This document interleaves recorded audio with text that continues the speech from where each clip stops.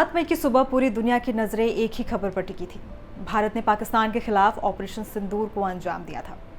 News room से लेकर चाय की दुकानों तक सिर्फ एक ही बात की चर्चा थी। लेकिन दिल्ली से करीब 900 किलोमीटर दूर जम्मू कश्मीर के पुंछ जिले में एक छोटा सा परिवार इन सुर्खियों से बेखबर अपने रोजमर्रा की जिंदगी में व्यस्त था। रमीज खान पेशे से एक शिक्षक, उनकी पत्नी उरुषा और उनके 2 मासूम जुड़वा बच्चे अयान और जोया। 7 मई की सुबह उनके लिए किसी भी आम दिन जैसी थी। बच्चे तैयार होकर स्कूल गए। अम्मी ने उनके पसंदीदा खाने बनाए। दोपहर को वो लौटे, खाना खाया, खेला, होमवर्क किया और फिर थक कर अपनी माँ के साथ सो गए, एक अनजान जंग से एकदम दूर। लेकिन रात के अंधेरे में एक तेज धमाके ने सब कुछ बदल दिया। पूरा परिवार नींद से जाग गया। घर कांप रहा था, दीवारें थरथरा रही थी। डरे सहमे रमीज, उरुषा और बच्चे जैसे तैसे रात काटते हैं और सुबह सुरक्षित जगह जाने का फैसला होता है। अगली सुबह 6 बजे बच्चों के मामा घर आते हैं। राहत की एक हल्की सी सांस और एक उम्मीद कि अब सब कुछ ठीक हो जाएगा। रमीज अयान का हाथ थामते हैं, उरुषा जोया को पकड़ती है और वो घर से बाहर निकलते हैं।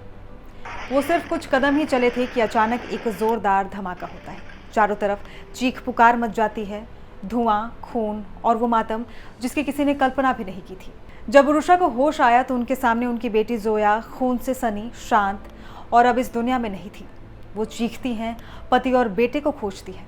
पास ही रमीज खून से लथपथ बेहोश पड़े थे और कुछ दूरी पर उनका बेटा अयान।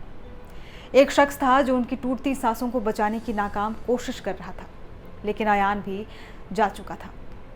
एक ही पल में एक माँ ने अपने दोनों बच्चों को खो दिया था। उनके पति जिंदगी और मौत के बीच जूझ रहे थे और खुद वो घायल थी, लेकिन फिर भी वो अपने जख्म छुपाकर पति को अस्पताल पहुंचाती है और फिर अपने बच्चों को अपने हाथों से दफन करती है। अयान और जोया को शायद जंग का मतलब भी नहीं पता था।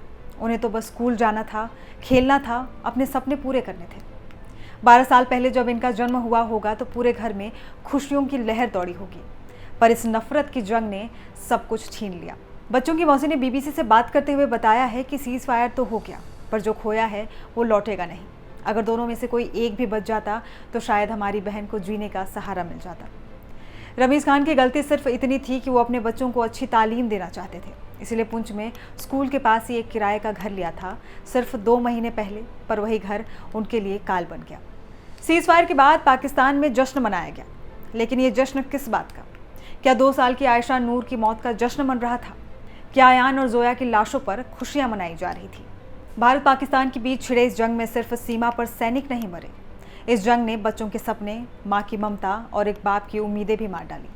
जंग का ये चेहरा सबसे खौफनाक है। फिलहाल इस वीडियो में इतना ही, लेकिन ऐसी ही तमाम जानकारियों के लिए आप देखते रहिए एनडीटीवी इंडिया। नमस्कार।